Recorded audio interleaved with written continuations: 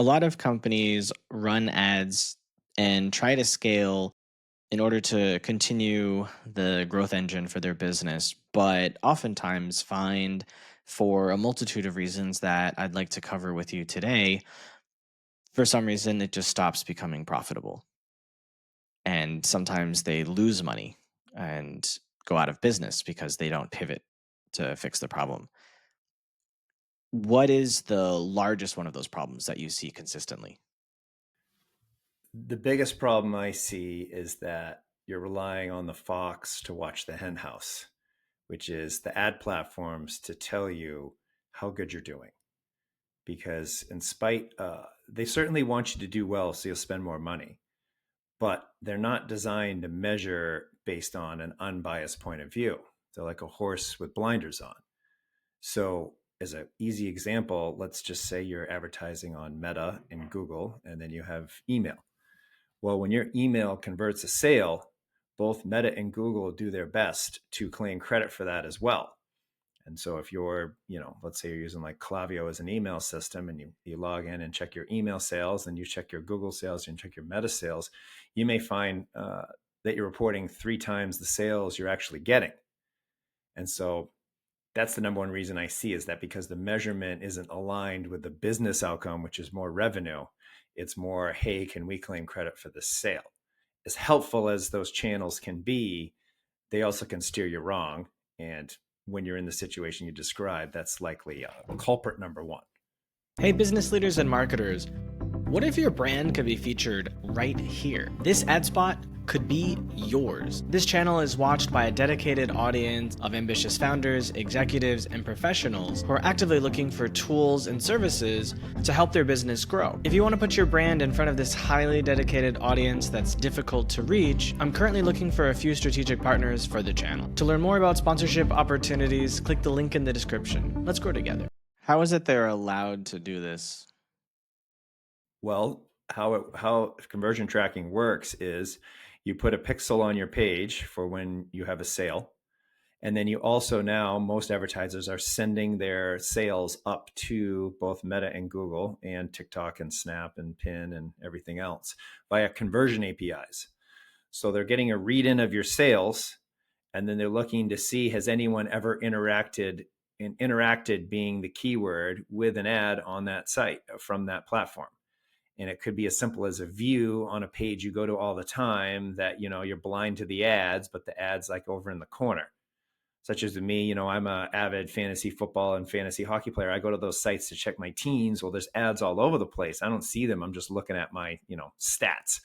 And so, however, if I buy from any of those things, they're going to claim credit based on that's just how they do it.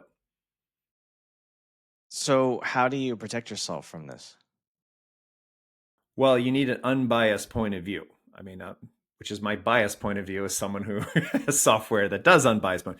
But you need a measurement platform you can trust, and that trust comes because when there's a sale reported from an ad platform, you can see the click journey and you can see it tied to an actual order ID of yours. And so you know that that order ID isn't being counted in multiple places. It's being mathematically correct, so to speak. But also, not only that, it's there's different views and ways you can measure. There's one that's going to view based on your bank account, which is the most important. But then there's other techniques for measurement based on what you're trying to scale, what type of ad you're running. You should measure it a certain way because a customer journey can take a long time. It could take 30 to 90 days.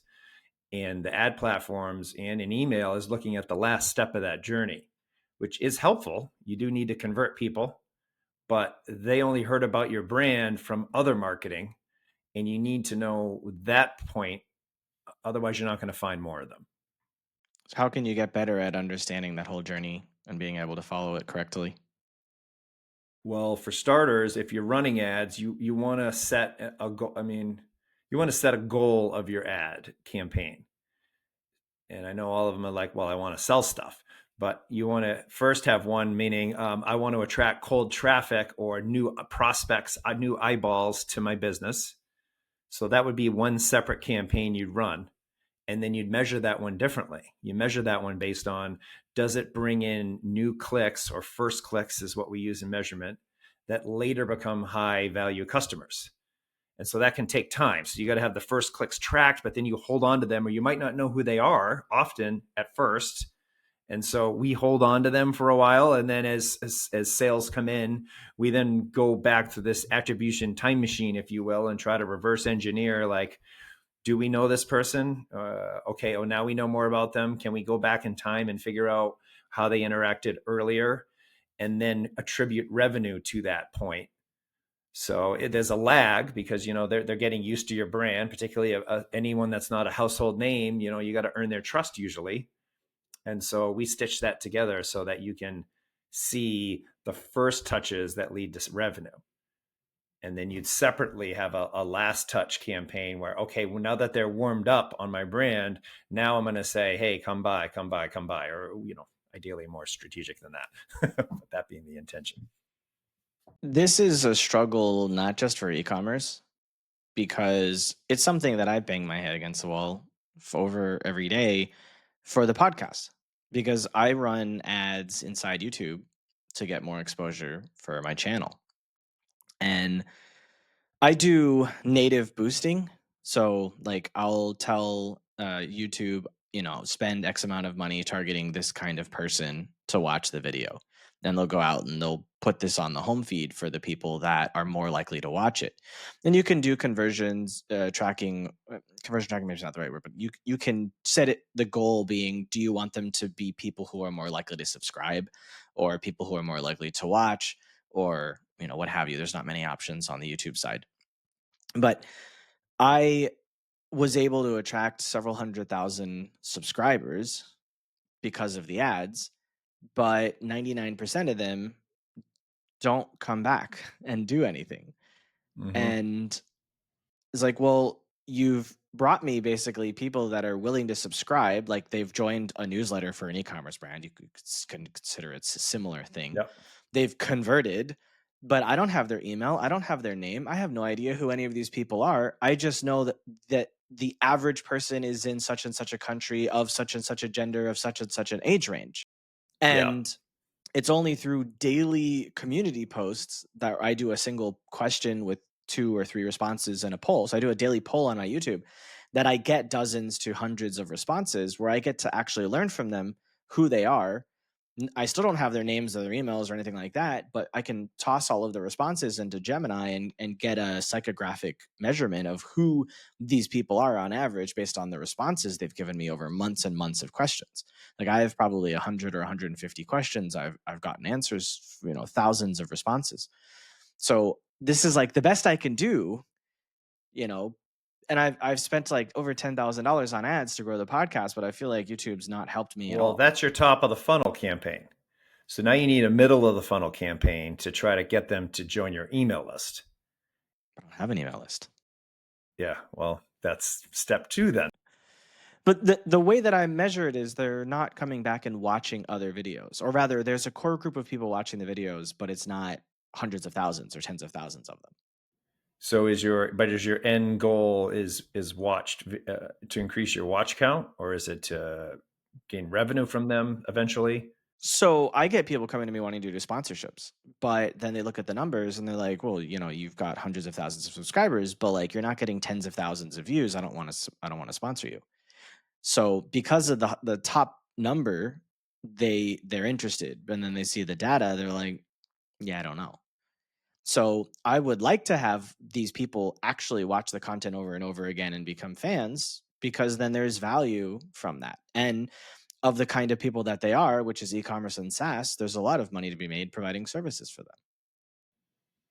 So I feel the need for a couple of middle funnel campaigns. One being to harvest an email list, potentially. You don't have to do that, but that's one option, because then at least you're controlling you own the relationship once you get them. And that'd be a different type of ad. So you'd run an ad against your subscribers, getting them, and then it would be a click-based ad where you try to get them to click over and opt in to your like landing page for your email capture. Secondarily, you could do to boost some of your posts to your subscribers to try to get them, because if they're not coming back, if you can segment the ones that haven't come back, if not, just do it to all of them. Do a paid boost of your posts. I've had some success with that. I'm not trying to grow subscribers, but I've boosted other people's interviews of mine that then drives more demos of our content, of our product. Doesn't work every time, or that's all we would do, but it works occasionally. So yeah, it's that next step in the relationship. So you've got the first part where you've got them to subscribe, but that's just the part of the start of the journey. You know, you got to work in the middle, because that's a lot. I mean, you got a lot of subscribers, so you just got to work on the next piece. So if you sketch out your ideal customer journey of how you'd want it to go, then you got to think of what type of conversion you've got to get and create a campaign specifically around that type of conversion, because the content will be different, the message and the hook, and then the call to action, obviously. So I wouldn't rely on YouTube magic algorithm to get you there, because it hasn't, you know, which is fair that I mean, unfortunate, but probably common. I feel like YouTube doesn't want you to have a newsletter. They don't want you to have your people outside. They want you to keep them all on there. But like what they don't realize is if I did have a newsletter, I would be sending my people back to YouTube to watch more of my content. Yeah. So like if YouTube had a newsletter system, like YouTube should probably buy Beehive.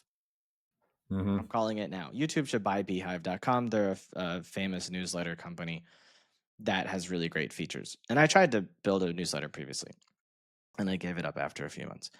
But I feel like if they had a newsletter system with emails and you actually knew who your subscribers were, what their names were and their email addresses, and you could build a newsletter, then YouTube could do something better than this subscribe stuff.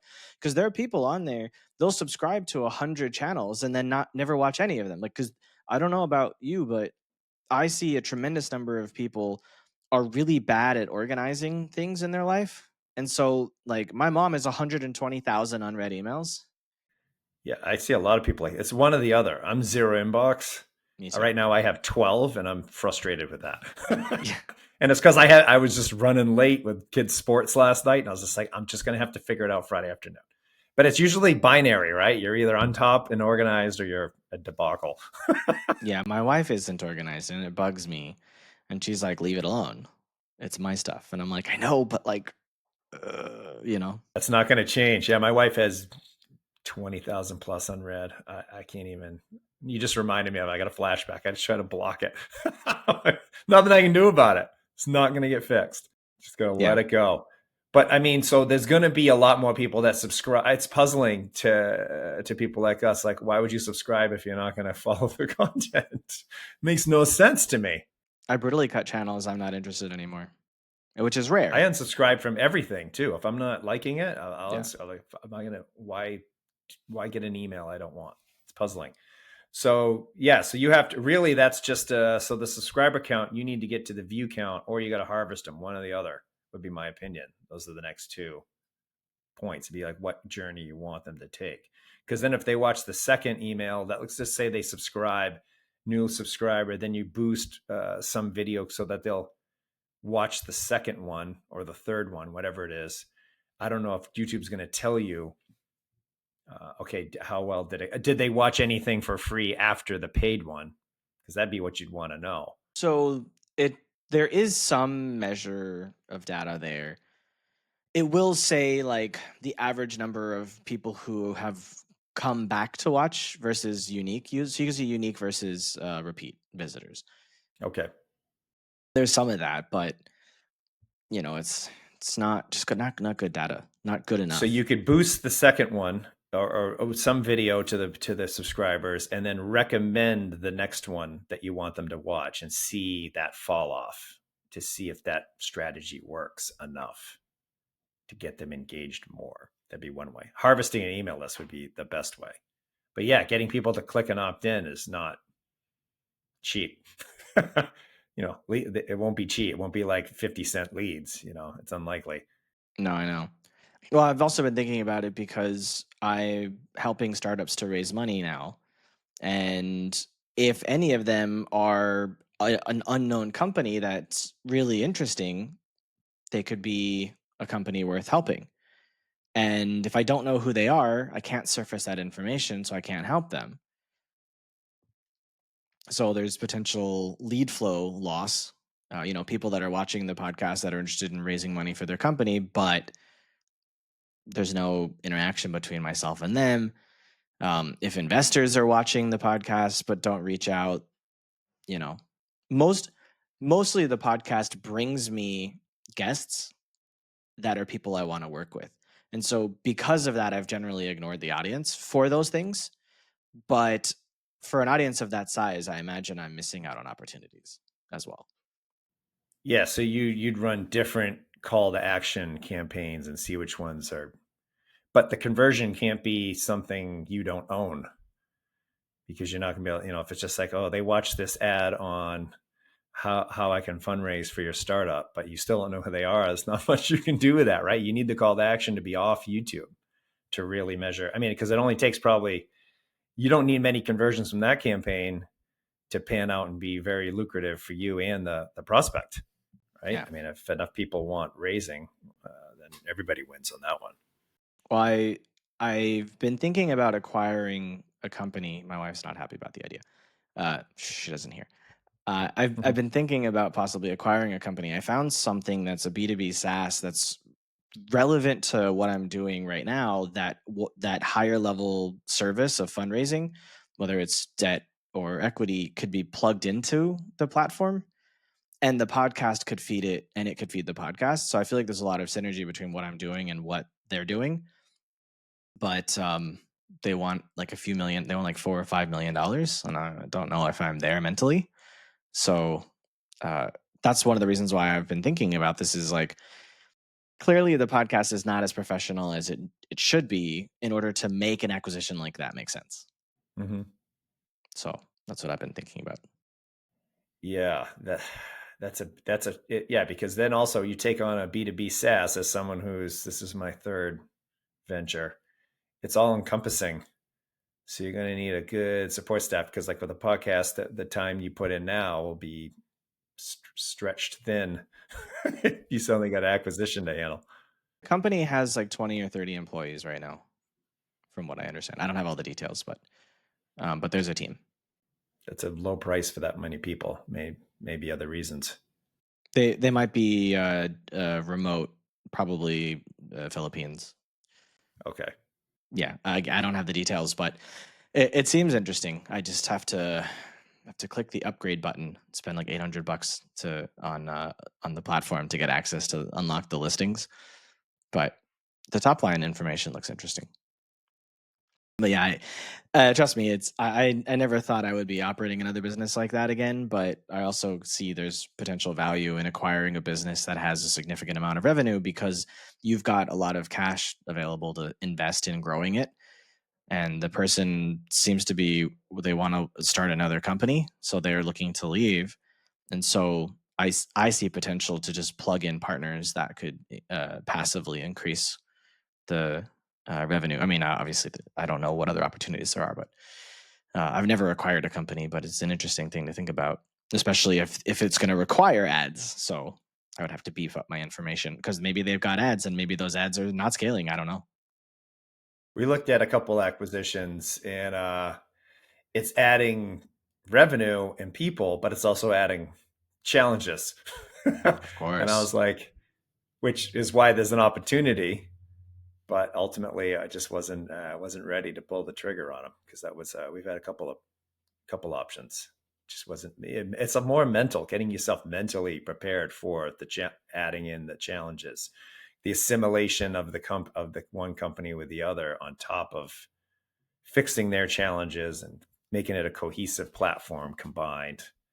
Mm. Just decided I wasn't ready to. I just didn't think it was the right move for us. I think it's easier to buy a business like this for me because I don't have an existing business that it integrates with. Mm-hmm. Because the podcast is the podcast. It's not an operational business with the team providing like a number of services. So it's very different. The podcast is just a podcast the way it is. So I would basically be buying a job, and or if there's a, because the founder wants to leave is what it looks like. So I don't know if the founder has somebody in place, because the revenue, it's like 1 million a year, but I don't know if they have gotten to a point where they've hired someone operationally that could run it for them. So I would at least have to come in and run it and figure out some issues and then hire someone. So Yeah, you're usually just starting to think of a COO a little over 1 million. yeah, So the founder is usually also the COO at that point. That's why things get challenging, is scaling from there. Is the I mean, it's hard, 0 to 1 and then 1 to 5. right. Luckily for me, I have a really good friend who I've worked with before who has experience as a COO with me. So I could probably plug him into it. But he's got his own business now. He has an agency now, so I would probably outsource the COO to his agency. They would do like fractional, at least in the beginning, to say, "Hey, these are the problems, and we can fix them." And I would probably just go do it because it's not my specialty. My specialty is opportunity. Like, what are we doing right? What are we doing wrong? What can we improve upon? Like, just from the details, reading a blurb about them, I was like, oh yeah, it doesn't look like these guys have a debt financing option for the companies that are on the platform, and they probably would benefit from it because there's partial financial services. It's um yeah, so because it's up my alley. So I'm like, yeah, there's things here that are not plugged in that I think could easily add another 10 to 20% revenue without having to do anything, and it would be automated. So like there's these little things. Again, I don't know what all the opportunities are, but I could see a few things here and there that could potentially do well. So like that's what I'm good at, and that's what I can focus on. But I don't want to run it full time if I don't have to. We'll see. We'll see. It'll be the thing I look at over the next like month. But again, I can't do it without my wife's support, because if she doesn't want me to do it, then it will be hard to do. Oh, because it'll be all encompassing. So, it'll take Yeah. you over your life for a bit. So you want the wife on board. She is awesome at convincing me that I can do anything that I put my mind to. Like she's incredibly supportive, but also I can come to her and say what I'm thinking about and what I'm working on, and she'll give me good advice. So if sh- if she looks at it and goes with her gut, I don't think this is a good idea, or I don't think you're the right person to do this, then I have to take that very strongly because she knows me very well. But if she's like, yeah, I think you can do it. I think the number, just the acquisition, that does the value that they want, I think that in alone would just scare her. But Well, if you only like opportunities and not fixing the problems, it certainly has problems. Not that it's a bad investment, but yeah, anything at that stage is going to have things that have to get fixed. And if that you don't like doing that, you've got to have that locked in who's going to deal with those, like, rock solid. if someone can handle the problems, then I can find the opportunities. That's easy for me. If I have to deal with the fixing the problems, I can, but it's not exactly what I like. I'm a generalist in a way that I am good at finding the problem. Like I could say, here's problems, right? I could see what I can mentally do a SWOT analysis, right? I can go, okay, these are the problems, these are the opportunities. Like I could do that. But to actually go and implement those and create change in the team to make that happen, like I'm not as good as that. I'm not as good at that. So that makes this a risky acquisition.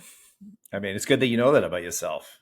A lot of people wouldn't. They'd just be excited about the opportunity, get it, and then be like, oh man, this is a painful job I just paid for. Yeah. Well, also it's the number.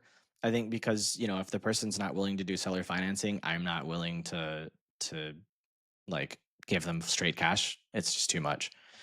Um. So yeah, it's also about that, because I showed it to my brother and he's always in favor of looking at opportunities, and he was like, "Yeah, I don't know. That seems big." Mm-hmm. Anyways, so what have been some of the hardest things that you've learned from running your business? Let's see. I mean, the most important thing I found is persistence and grit. You got to have them really deep because things are going to go really well and things are going to go bad and all in between. And you got to grow as a person to like help grow your company. And sometimes that growth is not what you're in the mood to do, but you have to do. And so that was, that was really eye opening to me. The other thing is just having a great product was just the start of it. There's all these other areas you got to get the marketing going, the sales, the support team, the finance team, partners. There's all these other areas. It's not just like I enjoy solving the math puzzles of attribution because I like doing predicting things using data is what I was born to do. So that part was a blast. And then the other parts depends. Like things I don't necessarily, and then just hiring someone out to do them because I don't want to do them. You got to get, another piece was learning, getting really tight with the job description, what they're going to do, how they be measured. I didn't always do that. Sometimes I was just like, oh, great. I don't want to do this. This person is going to come deal with it. And then I just out of sight, out of mind. And that was a mistake because then it would get maybe solved, maybe not. And then maybe it wasn't clear what were Yeah. they solving. And so I got burned on that a couple times because particularly marketing, I'd be like, oh, this person's a fun, exciting marketing person. And then of course they're good at like getting you excited about something. And then all of a sudden I was just paying like 10 grand a month and not getting any more revenue. And I'm like, well, why am I doing this? It's just because I like didn't feel like doing marketing, and not that I have to do it, but it wasn't tight with like the timelines of here's the budget, here's our target market, here's our KPIs. Can you hit this? Have you done it before? Like that was a challenging one for sure. I've also learned this lesson. I had hired someone for my tech company. We wanted to move from some like random software that I got for free that for doing documentation to Atlassian Suite. I think it was for Confluence that we wanted. We wanted Confluence, and we had some other um, software suites from them. And I hired a woman who came from a corporate setting that had been managing 20 software testers. And my goal for her was to take what we had, migrate it to Confluence, and train our 2 testers on how to use the system and to make our testing more efficient so that we could get closer to total coverage on the app so that we could launch and serve customers. 4 months went by and that woman did not do any of the stuff that I asked her to do, despite telling me to my face multiple times that she was working on it. She took the team backwards to an Excel spreadsheet system that was extremely complicated and made no sense. And unfortunately, one of our testers told us about her, and we liked the tester, so it factored into us hiring the manager. So these 2 friends, one of them was now managing the other one, but the one who was the tester came in before the manager. So when we fired the manager, we had to fire the tester as well because they were friends. And so her sticking around could have been toxic for us. Mm-hmm. And it was like, it was 2 people in 4 months, and then it still took another like 5 or 6 months for us to hire another developer, and he actually fixed it. Sorry, another QA manager, and he didn't come from a corporate setting, and he actually fixed everything. But we lost like 8 months, and we were a very lean startup, and that significantly contributed to our death, Oh man. unfortunately. So I've learned these lessons myself. I've worked for other people as a manager, and I hired and fired people. So I know what it's like to manage. I've the average business I've managed or I've had 15 to 20 employees, and even at that size, it's a damn mess. People suck. I had one where I was running a coding team at Motorola, and I'm hiring these guys, and one was from MIT, One was an author of the first one of the .NET book from Rocks, No. and then these couple others. And those people, the MIT guy had to can him. He was a train wreck, but I was blinded by MIT. And then the author didn't like that we weren't going to use cutting edge .NET. It was like you couldn't even barely get a website, a browser to run .NET at the time. It was so early. And we're like, well, we're not doing experimental code. This is an internal workflow app. And then the two other like normal guys, no one now works with me at Wicked Reports as our product manager. So like the least beefy resume turned out the best. So it was like, I learned, going, it's not resume, it's what you do in the job that matters. It's resume is just where you start from when you're coming in. So now I don't put a ton of stock in the resume. There's some, you want them to have some experience, but you got to put them through almost trial work tasks to figure out. That's what we do with the coding team. Our CTO has them we figure out what they're going to work on first. He slices off a little tiny piece of the project and we do a paid trial. So we work with them for real, and we know in like 2 days. If the communication's bad, just cut them. Like they should be like, oh, hey, well, what's this requirement? Back and forth, trying to understand what they're going to build. Hey, I'm doing it this approach or with this friggin' methodology, whatever. And so he'll know in a couple of days. If the communication's bad, we're always like, oh, it's done. Even if we don't have to see the code. They go off and they're like going to try to do it as a last minute flurry the day it's due. It's going to end up badly, and it does. We filtered for this in our entire process. So I looked at it from the point of view of, do you listen? Right? Because most of the people we were hiring were doers. So can you follow instructions? So for example, if we posted on LinkedIn the job ad, we would say, don't click on the apply button in there. Click on this link and fill out a form. Well, if they clicked the join button or the apply button, they were instantly out because they didn't read the damn ad. And then on the form, we'll say, so if we get the form, they're still in. And if we look at the form and they're still relevant, we'll send them an email saying, when are you available to do a call? And if they respond with anything other than a date and a time, they're out because they didn't read the damn email. Yep. And then, so like we would find reasons to go, this person didn't freaking use their brain. And so we'd filter them out, and then I would do like the first call, and I would share our culture with them. That would get a sense of their personality. And I would then say, all right, well, we're, you may hear from the next person and they'll give you a test. And so we have like soft skills test and a hard skills test.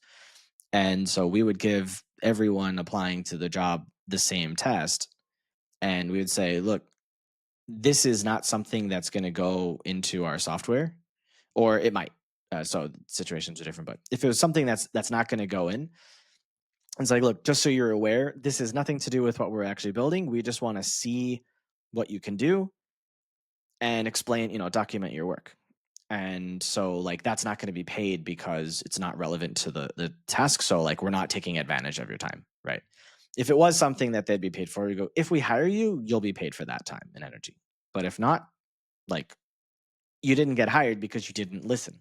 You didn't follow the instructions of the task, whatever it is. So as long as we kept the focus on, can you do what you say you can do, and do you follow instructions, and are you not an absolute mess psychologically, because I was filtering for that in my first call, then you're going to get the job. And we had people staying with us. So the company was around for 5 years, and we had some people staying with us for 2.5 years, which like for developers is a long time for a lot of developers now, because a lot of them just jump between companies to have different opportunities in different languages and to earn more money. But we had pretty solid, like the reason why we lost the team members is because they got bigger opportunities at bigger companies for more money faster than we could grow to be able to afford to give them those opportunities. So they're like, I don't want to leave. I like you. I just need to feed my family, and I want to have something more. And yeah, we get it. Yeah. Yeah, running a company is not easy. That's one of the reasons why I'm like, I don't know if I want to jump back into it, but I also feel that burning, because it's weird talking to business owners and investors all the time, and they're always talking about what they're working on, and I'm like, yeah, I'm just running a podcast and investing in companies and raising funds. Like, I feel the burning to get back into it. It's only a matter of time then. I just find it's easier to buy something than to start something from scratch, because you have to go through all of the things of like product market fit and the marketing and the sales and building these teams and starting it over. Like, I feel like it's probably easier to fix some things in an existing company than it is to start from scratch and see if it becomes a business. Yeah, I could see that. How much intel can you get on the problem and how you can fix it and what their best customers think they need to do versus what they are doing. Yeah. Because that's when the other thing that I learned was always like of course you got to obsess about your customers, but whenever like I took a sort of like was like, oh, we're good there, we're going to go off and like, get distracted by partnerships with Meta or Google or something, then we'd always slip a little. We had to stay like airtight on how is the customer getting success, because this marketing attribution is a complex thing, and so there's steps you got to take, and we got to know that they actually making decisions with the data, are they getting results? And so then we had to start building in features that helped activate the data and get them the results.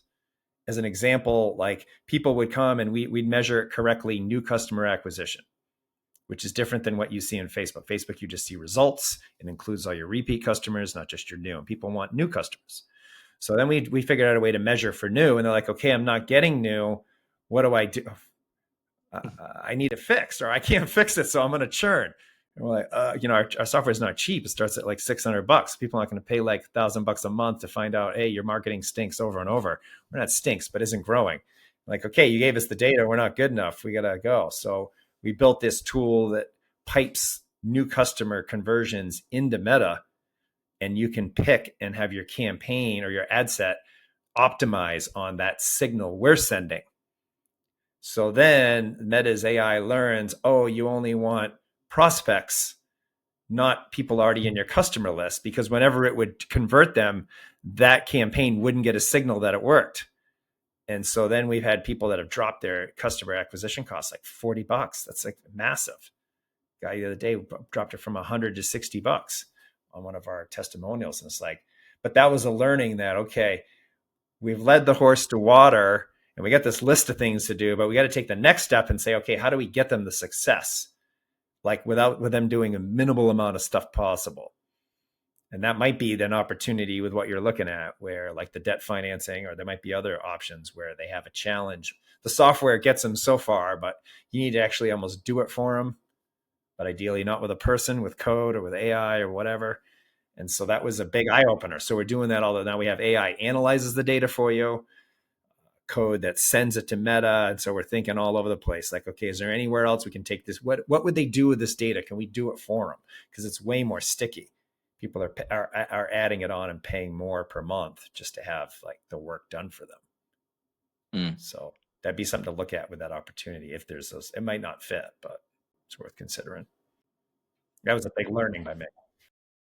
Thanks for watching. If you liked this insight, I've handpicked another video for you right here on the screen. For more actionable strategies that get you real results, hit subscribe.